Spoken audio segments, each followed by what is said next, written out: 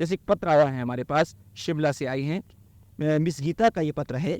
इन्होंने अपने पत्र में उल्लेख किया है कि हम आपका कार्यक्रम टीवी पर बड़ी श्रद्धा से देखते हैं। हमें आपका कार्यक्रम बहुत पसंद आया और मन किया कि हम भी अपनी परेशानी आपको बताएं और आपसे उसका उपचार जानें। मैं आपको अपने भतीजे की फ़ोटो आपको भेज रही हूँ। इसका जन्म 25 सितंबर 1996 को शिमला में सुबह 8:50 पर हुआ है, लेकिन जब से पैदा हुआ है कभी ठीक नहीं रहा। आप कृपया इसकी फ़ोटो देखकर इसकी बीमारियों के बारे में बताएं और उनका कुछ उपचार भी बताएं। आपकी बड़ी कृपा होगी, क्योंकि हमारे घर में सभी इस बच्चे की वजह से बहुत परेशान रहते हैं। अगर आप हमारी समस्याओं का समाधान करेंगे तो हमें बड़ा सुकून मिलेगा। तो परम पूज्य डॉक्टर साहब, ये आप उनको सुकून दीजिए।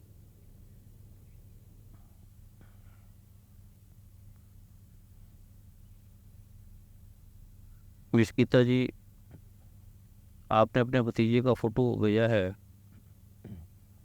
आधुनिक चिकित्सा विज्ञान में ऐसी कोई भी साइंस नहीं है जो इस बच्चे के रोगों का निदान कर सके, क्योंकि जो आधुनिक चिकित्सा है वो मनोविज्ञान पे आधारित है और माइक्रोस्कोप के आधारित है। जो ऊर्जा का स्वभाव है, जो ऊर्जा का रूप है, जिससे मन पैदा होता है और जिससे जीवाणु पैदा होते हैं, उस रूप को आधुनिक चिकित्सा विज्ञान अभी भी नहीं समझ पाया। इसलिए इस बच्चे का जो डायग्नोज है, जो निदान है, वो आधुनिक चिकित्सा में किसी भी डॉक्टर भी की समझ में नहीं है। आप विदेश में या इस पृथ्वी पर कहीं भी चले जाएं, किसी भी डॉक्टर के पास चले जाएं, तो इसका निदान नहीं कर पा सकते। इसके लिए आप इन्हें जो भी चिकित्सा दे रहे हैं, वो चिकित्सा इसके लिए और हानिकारक साबित हो रही है। क्योंकि ये बच्चा जब पैदा हुआ था, अपनी माँ की गर्भावस्था में था, तब जब ये 4 माह में था, तब इसकी माताजी को डायरिया हुआ था। उस डायरिया में किसी चिकित्सक ने इन्हें एंटीबायोटिक दे दिया और जो इन्हें एंटी डायरिटिक मेडिसिन भी दे दी थी। उससे इनकी माता के पेट में स्वेलिंग आ गई थी, उसके गर्भाशय में शोथ हो गया था। उन्हें अवरोध उसी समय से प्रारंभ हुआ है। तो जब ये बच्चा पैदा हुआ था, तब ये बच्चा पैदा होते ही इस बच्चे को जॉन्डिस हो गया था। उसके बाद जो डॉक्टरों ने चिकित्सा दी, उस चिकित्सा में किसी डॉक्टर ने इन्हें स्टीराइड का प्रयोग करवा दिया। उसके बाद ये बच्चे का विकास नहीं हो पा रहा और उसके लीवर में भी स्वेलिंग है। इन्हें आप जो भी खाने की वस्तु देंगे, ये डाइजेस्ट नहीं कर पाता और कभी कभी इन्हें जो लेटरिन आएगी वो भी सफ़ेद रंग की आएगी और कभी कभी इन्हें पेशाब का रंग होगा, वो पीलेपन में होगा। और डॉक्टरों की जो डायग्नोज में ESR इनका हाई होगा, आप टेस्ट कराएंगे और इन्हें ई हिस्टोलिटिका की भी काफ़ी मात्रा में है और इसका जो थायमिन हाइड्रोक्लोराइड है वो काफ़ी मात्रा में कम है। इनका हेमोग्लोबिन भी काफ़ी कम रहता है। तो जो मैं इन्हें औषधि बताऊंगा उसे ये 1 माह में ही ठीक हो जाएगा। आप अपने ये औषधि देने के बाद जो आपके चिकित्सक हैं, आप उनसे निदान लें, उनसे परामर्श लें और स्वयं जो इनकी चिकित्सा कर रहे हैं तो इससे वो चिकित्सा बंद कर देंगे। एक तो मेहंदी के पत्ते आम मिल जाते हैं, वो अपने हाथों पे मसल करे, इस बच्चे को दिन में 3-4 बार सूंघाएं। एक काला नमक, काली मिर्च, नागर मोथा, कुलंजना के बीज, गाजर के बीज, मूली के बीज, शहतूत के पत्ते और इमली के पत्ते, ये सभी को बराबर भाग में मिलाकर तवे पर फुला लें और उसका 1/4 चम्मच सुबह और 1/4 चम्मच शाम को, इन्हें आप सुबह शहद के साथ, दोपहर को गाय के मूत्र के साथ और शाम को जल के साथ दें। तो 1 माह में ही बच्चे के सारे रोग समाप्त हो जाएंगे और इन्हें भविष्य में इन रोगों से कभी भी आक्रांत नहीं होना पड़ेगा। और जब ये बच्चा ठीक हो जाए तो आप प्रभु का धन्यवाद दें, क्योंकि जब भी रोग होता है तो हमारे किसी कर्मों के कारण के होता है। कई बार माता कुछ अपशब्द बोल देती है या गर्भावस्था में ऐसे ऐसे वचनों का उपयोग करती है, वाणी का उपयोग करती है, या ऐसे ऐसे खानों का उपयोग करती है, या ऐसे वातावरण में चली जाती है जिसका बच्चे पर प्रभाव होता है। तो जब ये बच्चा ठीक हो जाएगा तो माता पिता दान दें या अपने वृत्ति को अच्छी तरफ लगाएं, क्योंकि जब भी माता पिता को कष्ट होगा तो उसकी संतान के कष्ट के द्वारा माता पिता को कष्ट होगा। जो प्रकृति है वो कभी रोग भी देती है तो उसके पीछे भी कोई ना कोई कारण होता है, प्रकृति का रहस्य होता है। इस जगत में जो भी हो रहा है वो कभी अनायास नहीं हो रहा, कभी भी गलत नहीं होता। तो जब ये बच्चा ठीक हो जाएगा तो आप अपने गुरु के पास या अपने इष्ट देवता के पास अपने कर्मों की क्षमा मांगे कि आगे से हम सत्कर्म की तरफ जाएंगे, क्योंकि जब भी मानव कोई गलत काम करेगा तो वो रोग के द्वारा उसका प्रकटन होगा। तो आप कृपया करके ये औषधि लेने के बाद आप अपने इष्ट के पास जाएं, देवी देवताओं के पास जाएं, उनसे प्रार्थना करें ताकि ये बच्चे को रोग दोबारा ना हो जाए। लेकिन अगर आपकी वर्ती कभी गलत होगी, आपका स्वभाव गलत होगा या आपका खाना पीना गलत होगा, तो इस बच्चे के ऊपर पुनः प्रभाव हो सकता है। तो इस औषधि से 1 माह में ही इस बच्चे का रोग समूल नष्ट हो जाएगा और फिर आप प्रभु को धन्यवाद दें। प्रभु की कृपा से ये रोग उन्हें फिर पुनः नहीं होगा। बहुत बहुत धन्यवाद डॉक्टर साहब। आपने जिस तरह से इस छोटे से बच्चे के बारे में, इसके निदान और उपचार के बारे में बताया है, मैं समझ सकता हूँ कि ये औषधि ये प्रयोग करेगा। आपकी कृपा अगर हुई तो ये बहुत जल्दी स्वस्थ हो जाएगा। अब परम पूज्य डॉक्टर साहब, जैसा हमने अभी उल्लेख किया था कि हम उत्तरांचल की राजधानी देहरादून में बैठे हैं और बहुत ही सुंदर जो है प्राकृतिक वातावरण है। ऐसा देखने में आता है कि जब व्यक्ति कोई रोगी होता है, वह प्रकृति के नज़दीक आता है, तो उसे अधिक स्वास्थ्य मिल जाता है, वो स्वस्थ होने की प्रक्रिया जुड़ जाता है। तो एक तो इसका बहुत बड़ा कारण जो प्राकृतिक सौंदर्य है, जो प्रकृति में विशेष गुण है, वो तो है ही। इसका दैवीय शक्ति या दैवीय प्रभाव क्या होता है, ये आप बताएं। क्योंकि माना जाता है कि पहाड़ों में, इस तरह के सुंदर प्राकृतिक वातावरण में दैवीय शक्ति जो है निवास करती हैं। तो क्या इनका प्रभाव भी होता है क्या? इस जगत में जो भी हो रहा है, जो विज्ञान की बुद्धि से परे की बात है, जो आधुनिक मनोविज्ञान की बुद्धि से पार की बात है, इस जगत में जो भी हो रहा है, हमारा जन्म हो रहा है, हमें माता पिता मिल रहे हैं, हमें धन मिल रहा है, हमें जमीन मिल रही है, हमें संस्कार मिल रहा है, हमें यश मिल रहा है, हमें शरीर का स्वास्थ्य मिल रहा है या हमें रोग मिल रहे हैं, वो देवीय कृपा से और देवीय प्रकोप से मिलते हैं।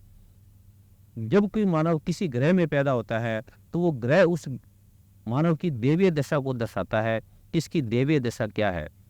तो धरती का इस पे काफ़ी प्रभाव है। जैसे उत्तरांचल की धरती है, तो जितनी भी दिव्य देवता हैं, दिव्य औषधियाँ हैं, वो यूपी उत्तरांचल की धरती पे हुई है। इस पृथ्वी पे जितने भी संत ऋषि मुनि आए हैं, अगर इस पृथ्वी पे लाख देवी देवता होंगे, तो उसमें से आप ये मान लो कि जो 90,000 देवी देवता दिव्य शक्तियाँ हैं, वो उत्तरांचल की धरती पे, इस धरती पे हो रही है। इस धरती का इतना प्रभाव है। हरिद्वार है, ऋषिकेश है, उत्तरकाशी है, आप इससे ऊपर जितना जितना आगे चले जाएंगे, उस प्रकार की दिव्य शक्तियाँ वो वहाँ आपको मिलेंगी। तो जिस प्रकार के वातावरण में आदमी रह जाए, उसी प्रकार की देवी देवताओं की शक्तियाँ का आवरण उस पर अवच्छिन्न हो जाएगा। तो जैसे आप अमेरिका में चले जाएं, कनाडा में चले जाएं या यूरोप में कभी भी चले जाएंगे, तो वहाँ की प्रकृति आपको बड़ी सुंदर मिलेगी। वहाँ के फूल आपको सुंदर मिलेंगे, लेकिन वहाँ फूलों में सुगंध नहीं मिलेगी। वहाँ के मानव में आपको सुंदरता मिलेगी, लेकिन उनमें वो शक्ति नहीं होगी। अगर वहाँ आप कोई हवन करना चाहेंगे, जैसे अनुप्रस्थान करना चाहेंगे, प्राण प्रतिष्ठा करना चाहेंगे, तो वह यूरोप की धरती पर ऐसा संभव नहीं है, क्योंकि उसके लिए उन देवी देवताओं का निवास होना आवश्यक है। तो ये जो धरती है, इस धरती पे अगर कोई मानव उन दिव्य शक्तियों का आवाहन करता है, तो वो जल्दी प्रकट हो जाती है और वो जल्दी फलदायी होती हैं। और इस धरती पे अगर कोई आदमी गलत कार्य करना चाहेगा, तो उसका भी फल उतना ही जल्दी होगा। इस धरती पे लोग बीमार भी जल्दी होंगे। जैसे उत्तरांचल में लोगों को एलर्जी भी काफ़ी होगी, कफ भी काफ़ी होगा, कोल्ड भी काफ़ी होगा, ओवरवेट भी काफ़ी होगा, रूमेटिज्म भी काफ़ी होगा, जोड़ों का दर्द भी काफ़ी होगा। और अगर कोई मानव उस दिव्य औषधियों का, दिव्य शक्तियों का आवाहन करता है, तो वो समूल इस रोगों का नाश भी कर सकती हैं। क्योंकि आजकल के जो आधुनिक जगत है या चिकित्सा विज्ञान है या जो भी मानव का ये समाज है, वो देवी देवताओं के पे उनकी आस्था नहीं, उनका विश्वास नहीं है। उनका खाने पीने पे है, भोग पे है, विलास पे है। तो वो जो भोग विलास है, खाना पीना है, वो थोड़े समय के लिए उन्हें विश्राम देता है, आराम देता है, लेकिन सारा जीवन उनकी जो जिंदगी है वो कष्ट में मानी जाती है। जो यूरोप की साइंस है, वो काम को मान देता है, वो काम की शक्ति का वो उसको सबसे महत्वपूर्ण देता है। लेकिन आयुर्वेद में काम को रोग माना गया है, क्रोध को रोग माना गया है, अहंकार को रोग माना गया है, लोभ को रोग माना गया है, मोह को रोग माना गया है। तो ये जो धरती है उत्तरांचल की, अगर कोई मानव जैसे ऋषि मुनियों का ग्रंथ शास्त्रों में वर्णित है, अगर उन्हीं की तरह वो प्राण प्रतिष्ठा करे, अनुप्रस्थान करे, यज्ञ हवन करे, पूजा पाठ करे, तो देवी देवता उनके रोगों का भी नाश करेगी, उनके आने वाली संतानों का भी कल्याण करेगी। उन्हें धर्म, अर्थ, काम, मोक्ष जल्दी प्राप्त हो जाएगा। क्योंकि मानव को मानव नहीं है, मालूम नहीं है कि जब भी मानव का शरीर मिलता है, तो वो सिर्फ मुक्ति के लिए मिलता है, आत्मा के कल्याण के लिए मिलता है। ये मानव जीवन का सिर्फ उद्देश्य है। लेकिन इस मानव ये मान लिया है कि मेरा जो जन्म हुआ है, ये मैं तन से भूख के लिए हुआ है या खाने पीने के लिए हुआ है या ऐश आराम के लिए हुआ है, ये वास्तव में ऐसे इस जन्म का, क्योंकि जिन दिव्य पुरुषों ने, उनकी दिव्य आत्माओं ने, विशिष्ट आत्माओं ने, एस्ट्रल बॉडी ने जो देखा है कि ये जन्म मानव का इतना दुर्लभ है कि करोड़ों आत्माएं भटक रही हैं, उन्हें कोई शरीर नहीं मिल रहा, ऐसे ऐसे उन दिव्य पुरुषों के अनुभव हैं। तो ऐसे ऐसे कई लोग होते हैं, वो कुत्ते की योनि में चले जाएंगे, कई किसी जानवरों की योनि में चले जाएंगे। तो जो भी मानव दिव्यताओं का आह्वान करते हैं और वास्तव में सत्य जीवन का उपयोग करते हैं, तो उनके जीवन में भी कल्याणकारी होता है, उनके शरीर में भी किसी प्रकार का रोग नहीं होगा, तो वो उनके आने वाली जो संतान है, उनका जो जीवन है वो भी कल्याणकारी होगा। तो ये दिव्य शक्तियों का जो मानव प्रयोग करता है, दिव्य शक्तियों का जो आह्वान करता है, वो इस धरती पर ही संभव है। जो इस धरती से आप जैसे उत्तरांचल से आगे कहीं और चले जाएंगे या दिल्ली में चले जाएंगे, तो उस तरह से हवन नहीं कर पाएंगे जो आप यहाँ कर पाएंगे। अगर आप अमेरिका कनाडा में चले जाएंगे तो वो हवन नहीं कर पाएंगे जो आप वहाँ पर कर पाएंगे। तो ये जो धरती है, जो यहाँ लोग पैदा हुए हैं, जो लोग यहाँ रहते हैं, वो वास्तव में ही किसी न किसी रूप में उनका माता पिता का, उनका अपना कोई ऐसा तप रहा है जिसके करके वो इस धरती पर हैं। अगर वो इस धरती पर आकर इसका उपयोग नहीं कर पा रहे, जैसे इस धरती का आवरण है, जैसे इस धरती का परिवेश है, तो उनके जीवन सार्थक होते हुए भी निरर्थक कहा जाएगा। तो ये धरती वास्तव में कल्याणमयी है। इस धरती से मानव सोना हीरा भी निकाल सकता है और इस धरती में रोगों को भी नियंत्रण दे सकता है। ऐसे इस धरती का तप है। बहुत सुंदर डॉक्टर साहब। अच्छा परम पूज्य डॉक्टर साहब, एक इससे जुड़ा हुआ एक प्रश्न मैं और करना चाहूँगा कि जो इस धरती से अलग धरती है, यानी कि जिसे आपने कहा कि दिल्ली और ये उत्तर प्रदेश, जो यानी कि ज़मीन जिसको कहा जाता है, ये तो पहाड़ी क्षेत्र है, ज़मीन का जो एरिया है, ज़मीन से जो व्यक्ति ज़मीन से यहाँ आता है, कौन कौन से रोग को इनका निदान और उपचार उसका होता है? जो भी मानव समतल से पहाड़ी वातावरण में आएगा, वहाँ का जो वातावरण है, पहले तो उन्हें जो वहाँ समशीतोष्ण है, जो कफ का प्रकोप है, वो हटके वो पित्त में चला जाएगा। क्योंकि अगर मानव अपने स्वास्थ्य की प्रक्रिया को, अगर आदमी जैसे भी आदमी सम से आएगा, अगर वो स्नान करते समय मुंह में पानी रखेगा, जब तक स्नान करे अपने मुंह में पानी रखे, तो इसका जो साइड इफेक्ट है धरती का, उस मानव को नहीं होगा। आम देखे जाएंगे, जैसे लोग दिल्ली से मसूरी जाएंगे या कभी हिल स्टेशन पे जाएंगे, तो उन्हें कफ भी जल्दी हो जाएगा, कोल्ड भी जल्दी हो जाएगा, खांसी भी जल्दी हो जाएगी।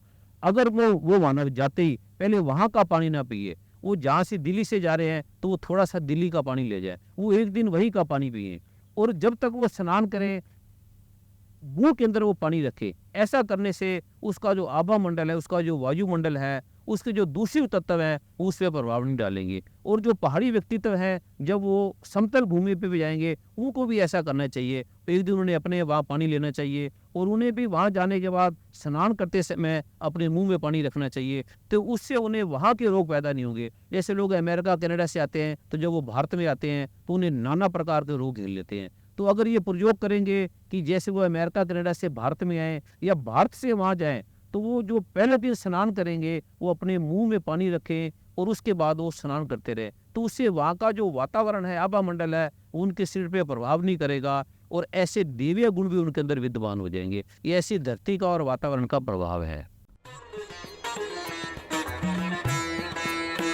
परम पूज्य महाब्रह्म ऋषि श्री कुमार स्वामी जी नामक कल्पवृक्ष ने भारत में ही नहीं पूरे विश्व को अपनी कृपाओं से कृतार्थ किया। वेदों के शास्त्रोक्त बीज मंत्रों के प्रभाव को देश विदेश के बुद्धिजीवियों ने भी स्वीकारा। 2 मई 2011 को यूएस के न्यूयॉर्क सीनेट ने निर्विरोध प्रस्ताव पारित करके परम पूज्य महाब्रह्म ऋषि श्री कुमार स्वामी जी को सम्मानित किया। On the resolution, all in favor signify by saying aye. Opposed? The resolution is adopted. Nassau county के असेंबली हॉल में आयोजित एक भव्य समारोह में सीनेट में निर्विरोध प्रस्ताव पारित करके 29 अप्रैल को ब्रह्मर्षि श्री कुमार स्वामी जी डे घोषित किया गया। इस प्रकार देश विदेशों की सांसदों ने कृतज्ञ भाव से अनेकों पुरस्कार, angel of humanity, pride of world, happiness, health and piece ambassador award इत्यादि से सम्मानित किया।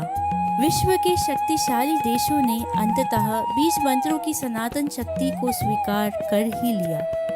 परम पूज्य महाब्रह्म ऋषि श्री कुमार स्वामी जी केवल आध्यात्म से ही नहीं वरन दैवव्य पार्श्व चिकित्सा और अभिमंत्रित औषधियों से भी असाध्य रोगों का निवारण करते हैं, जिसका आधुनिक मेडिकल साइंस के पास कोई इलाज नहीं है।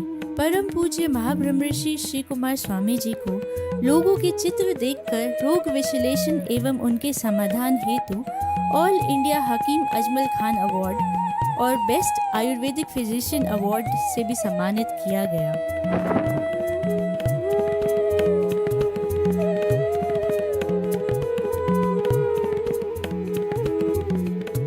यह आश्चर्यजनक अद्भुत सत्य है कि केवल चित्र देखकर रोगों और समस्याओं के विषय में न केवल बताना बल्कि सहज सरल साक्षात समाधान करना। वर्ष 2002 में आस्था चैनल में प्रसारित कार्यक्रम आयुर्विज्ञान के रहस्य में महाब्रह्म ऋषि श्री कुमार स्वामी जी ने 21 वर्ष पहले ऐसा प्रत्यक्ष करके पूरे विश्व को आश्चर्यचकित किया था।